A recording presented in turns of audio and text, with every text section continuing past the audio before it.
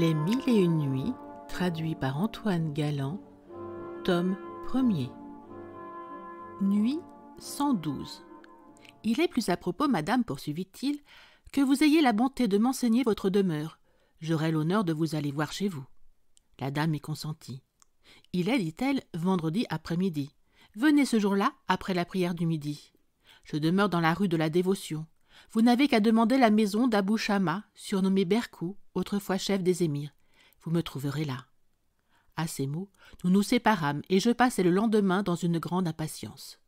Le vendredi, je me levai de bon matin.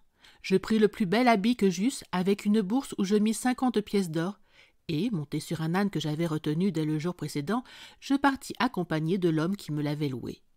Quand nous fûmes arrivés dans la rue de la Dévotion, je dis au maître de l'âne de demander où était la maison que je cherchais. On la lui enseigna et il m'y mena. Je descendis à la porte. Je le payai bien et le renvoyai en lui recommandant de bien remarquer la maison où il me laissait et de ne pas manquer de m'y venir prendre le lendemain matin pour me ramener au khan de Mesrour. Je frappai à la porte et aussitôt 2 petites esclaves blanches comme la neige et très proprement habillées vinrent ouvrir. « Entrez, s'il vous plaît, me dirent-elles. Notre maîtresse vous attend impatiemment. Il y a 2 jours qu'elle ne cesse de parler de vous. » J'entrai dans la cour et vis un grand pavillon élevé sur cette marche et entouré d'une grille qui le séparait d'un jardin d'une beauté admirable. Outre les arbres qui ne servaient qu'à l'embellir et qu'à former de l'ombre, il y en avait une infinité d'autres chargés de toutes sortes de fruits. Je fus charmé du ramage d'un grand nombre d'oiseaux qui mêlaient leur chant au murmure d'un jet d'eau d'une hauteur prodigieuse qu'on voyait au milieu d'un parterre émaillé de fleurs.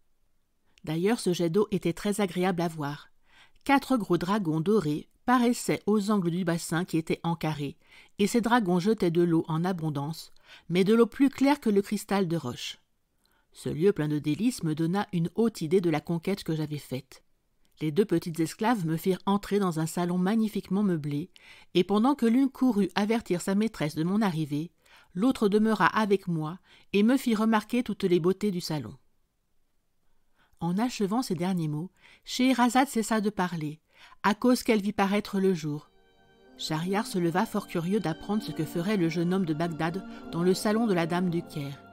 La sultane contenta le lendemain la curiosité de ce prince en reprenant ainsi cette histoire.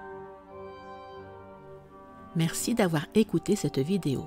Si cette vidéo vous a plu, vous pouvez vous abonner gratuitement à la chaîne Coin Livre Audio. N'oubliez pas de liker avec le pouce vers le haut. Vous pouvez aussi me laisser un commentaire. À bientôt.